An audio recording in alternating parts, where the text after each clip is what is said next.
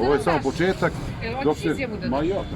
Šta da znam? Evo, recite nam koji je... Pa samo nam recite šta se... Razlog je... Što smo u Srbiji? Pa to je politički razlog, ništa više po meni. Registrovao sam, plaćam pored, sve plaćam.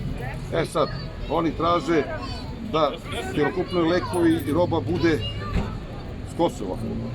A to je nemoguće zbog čega? Zato što naši zdravstveni radnici i doktori prepisuju druge lekove, nije isti sistem zdravstva kosovski i srpski.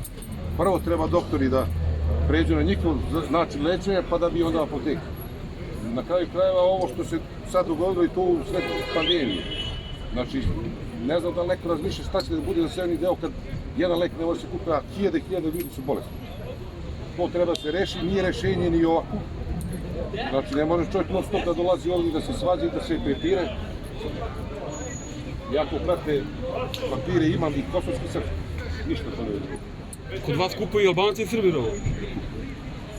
To je to. Da ne.